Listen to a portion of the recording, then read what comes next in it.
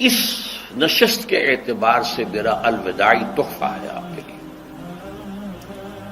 اور وہ یہ کہ میری جو دینی، ملی، تاریخی، سیاسی، عمرانی جو سوچ ہے، جو فکر ہے میرا، جو 50 برس سے زائد عرصے کے مطالعے اور غور و فکر پر مبنی ہے،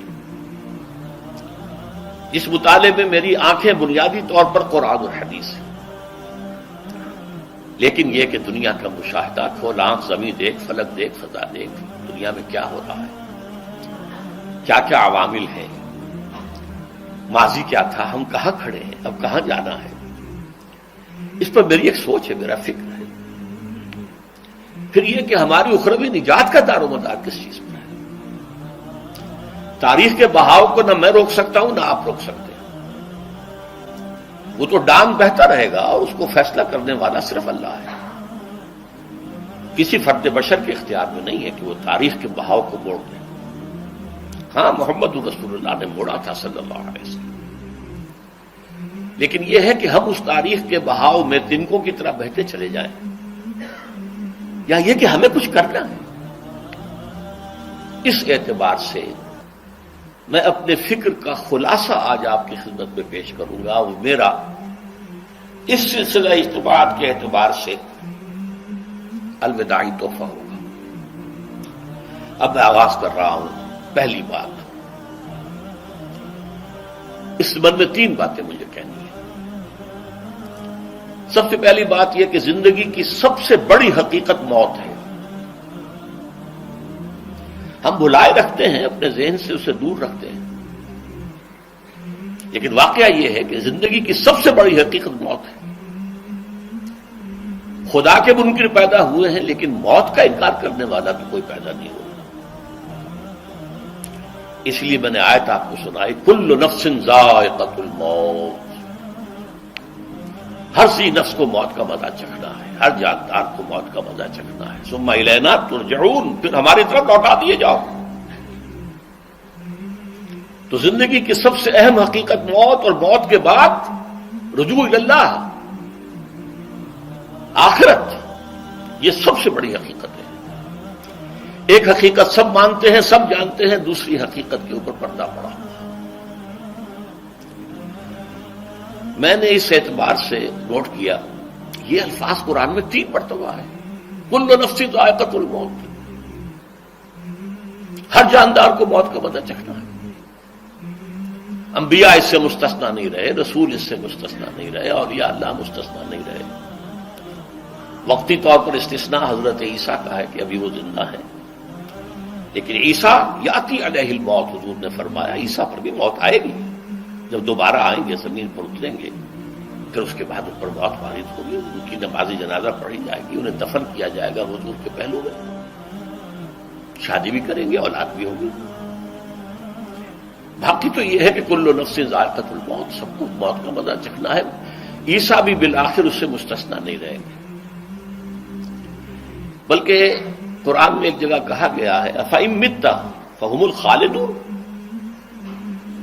کیا ہے نبی، اگر آپ کا انتقال ہو گیا تو یہ کیا ہمیشہ رہیں گے؟ کون ہے دنیا میں جو ہمیشہ رہے؟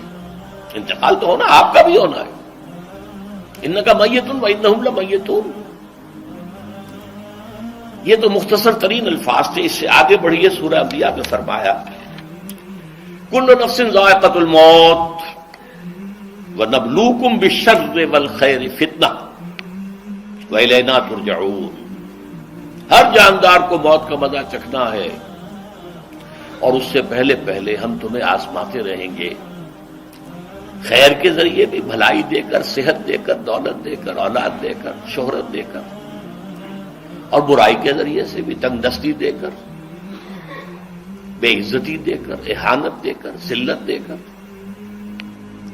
وَإِلَيْنَا تُرْجَعُونَ، اور پھر ہماری طرف لوٹائے جاؤ گے۔ یہ وہ دوسری حقیقت جو میں نے کہا کہ جس پر پردہ پڑا ہوا ہے، بہت بڑا پردہ ہے۔ لوگ یہی سمجھتے ہیں کہ یہی دنیا کی زندگی ہے۔ قرآن کہتا ہے إِنَّ الدَّارَ الْآخِرَةَ لَهِيَ الْحَيَوَانُ لَوْ كَانُوا يَعْلَمُونَ، یہ تو آخرت والی زندگی ہے جو اصل زندگی ہے، کاش کہ انہیں معلوم ہوتا۔ اس سے بھی زیادہ تفصیل سے یہ آل عمران میں آئی آیت، کل نفس ذائقۃ الموت وانما توفون اجورکم یوم القیامہ، ہر جاندار کو موت کا مزہ چکھنا ہے اور پھر تمہیں پورا پورا تمہارا اجر اور بدلہ دے دیا جائے گا قیامت کے دن۔ فمن زحزح عن النار وادخل الجنة فقد فاز، جو کوئی آگ سے بچا لیا گیا اور جنت میں داخل کر دیا گیا وہ تو کامیاب ہو گیا۔ اللہم ربنا اجعلنا منہم، اللہم ربنا اجعلنا منہم، اللہم ربنا اجعلنا منہم۔ وما الحیات الدنیا الا متاع الغرور، اور دنیا کی زندگی تو سوائے دھوکے کے سامان کے اور کچھ نہیں ہے۔ دھوکہ کس معنی میں؟ یہ تمہیں اصل زندگی سے غافل کر دیتی ہے۔ تم کہیں سفر پر جا رہے تھے، تمہارا کہیں گھر تھا، تمہیں واپس آنا تھا، تم راستے ہی میں کسی دلچسپی میں ایسے مگن ہوئے کہ گھر بار سب بھول گئے۔ یہ تو تمہارا عارضی سا سفر تھا، تم نے اسی کو اپنی منزل بنا لیا، اپنا ٹھکانہ بنا لیا، تو دھوکہ دیا اس نے تمہیں۔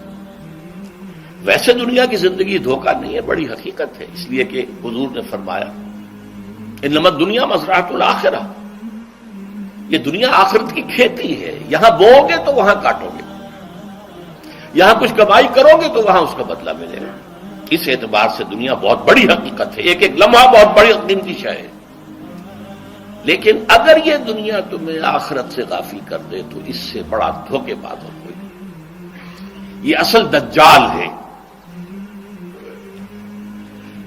میں نے تقریباً 60 برس کی عمر کو جب میں پہنچا تھا تو موت کا انتظار شروع کر دیا تھا۔ میرے قریبی احباب کو معلوم ہے، میں کہتا رہا، یہ بھی کہتا رہا کہ بھائی میں اپنے حصے کا کام کر چکا، جتنی صلاحیت اللہ نے دی تھی، جتنی بھی میرے اندر استعداد تھی، میں اس کو بھرپور طریقے پر استعمال کر چکا۔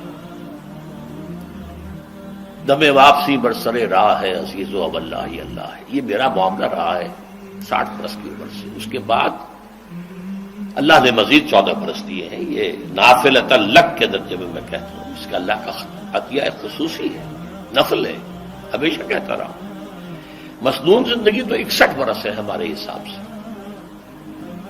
علامہ اقبال کے بارے میں سنا ہے کہ رویا کرتے تھے کہیں میری عمر حضور کی عمر سے زیادہ نہ ہو جائے۔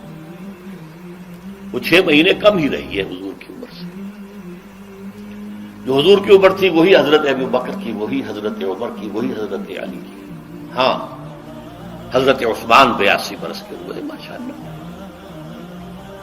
پھر یہاں کے مجددین میں سے وہی عمر حضرت شیخ احمد سرہندی کی، وہی شاہ ولی اللہ دہلوی کی۔ ہاں، شیخ عبدالحق محدث دہلوی رحمۃ اللہ علیہ 82 برس کے ہوئے۔ لیکن یہ میں کہا کرتا تھا مسنون عمر تو 61 برس ہے، جسے ہم 63 کہتے ہیں وہ اصل میں ہمارے حساب سے 61 بنتا ہے۔ وہ 63 قمری ہے، جو 9 دن کم ہے، قمری سال جو ہے وہ شمسی سال سے۔ بہرحال میں اس وقت سے منتظر تھا، لیکن جو بھی وقت اللہ نے دیا ہے اللہ کا شکر ہے، وہ مفید کاموں میں لگا ہے۔ ان میں خاص طور پر میں سمجھتا ہوں کہ اللہ کا مجھ پر سب سے بڑا احسان، اور مجھے پر نہیں، بہت بڑے پیمانے پر لوگوں پر جو احسان ہوا ہے، وہ میرا 1998 کا دورہ ترجمہ قرآن ہے جو کراچی میں ہوا تھا۔ 1998 کے مارچ میں میرا بڑا آپریشن ہوا، دونوں گھٹنے تبدیل کیے گئے، لیکن 98 کے آخر میں، حالانکہ میں چل نہیں سکتا تھا، کراچی میں مسجد جو ہے اونچی ہے، دوسری منزل پر ہے، تو خاص ریمپ بنایا گیا جس کے ذریعے میں ویل چیئر پر مجھے لے جایا جاتا تھا۔ میں نے درس دیا۔ اس درس کی گزشتہ چند سالوں سے پوری دنیا میں جو گونج ہوئی ہے اللہ کے فضل و کرم سے، اللہ کوئی حکمت خداوندی اس کے ساتھ وابستہ ہے۔ اس میں میرے کسی کام کو دخل نہیں ہے، میری کسی کوشش کو دخل نہیں ہے۔ میں نے تو جو درس میں دیتا آ رہا تھا سن 85 سے دورہ ترجمہ قرآن، البتہ یہ بات ضرور ہے کہ میں نے محسوس کیا تھا کہ سن 98 کے اس درس میں دورہ ترجمہ قرآن کے مجھے خصوصی انشراح حاصل تھا۔ میری ساری گفتگو کا حاصل کیا ہے؟ دیکھیے، نظریاتی تحریکوں کا تعلق اشخاص سے نہیں ہوتا، ٹھیک ہے، کوئی اس کا داعی ہوتا ہے، کوئی اس کا مؤسس ہو جاتا ہے، کوئی اس کا آغاز کرنے والا ہوتا ہے، لیکن نظریاتی تحریک افراد سے وابستہ نہیں۔ افراد آتے چلے جاتے ہیں اپنا اپنا حصے کا کام کر کے، جس کو جتنا مقدر ہے، جس کی جتنی اللہ تعالیٰ کی طرف سے توفیق ہے، وہ اپنا کام کرے گا، چلا جائے گا۔ یہ چمن یوں ہی رہے گا اور ہزاروں جانور اپنی اپنی بولیاں سے بول کر اڑ جائیں گے۔ مبارک ہیں وہ لوگ جنہیں قرآن کی بولی بولنا نصیب ہو جائے۔ وَإِنْ يَحْسَبُ أَنِّي مِنْهُمْ، مجھے گمان ہے، اللہ کا فضل ہے کہ میں ان میں سے ہوں، میں نے قرآن کی بولی بولی ہے، اور قرآن مجید کو جیسا کہ وہ ہے ایز اٹ از، اپنے کو مذمومہ خیالات، اپنے کوئی ذہن سے زائدہ نظریات کو میں نے اس میں دخل نہیں دیا، جسے انگریزی میں آپ آبجیکٹیولی کہتے ہیں، خالص معروضی طور پر قرآن کو پڑھا، قرآن کو قرآن سے سمجھائے یا پھر سیرت رسول سے سمجھائے۔ میں لفظ سنت کی بجائے سیرت استعمال کر رہا ہوں۔ قرآن مجسم حضور تھے صلی اللہ علیہ وسلم، اور حضور کی سیرت اور حیات جو ہے وہ قرآن مجید کی اصل تفسیر ہے۔ یہ حقیقت بھی بہت کم لوگوں کے علم ہے۔ وہ احادیث کا نام تو لیتے ہیں، احادیث بھی ہے، سیرت بھی تو احادیث ہی سے ہمیں ملتی ہے، لیکن میں خاص طور پر سنت یا حدیث کی بجائے سیرت کا استعمال۔ قرآن کی دو سورسز ہیں، قرآن خود اور سیرت رسول صلی اللہ علیہ وسلم۔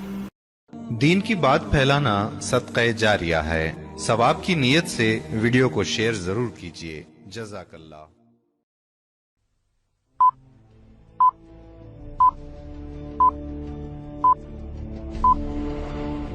What do you need most at this very moment? A good education? A good job? A career? Money? Every individual sets out goals that are important to him or her. Some are short-term, and others long. Yet not one of these needs is as important as one blessing you possess at every moment: breathing. It has been 39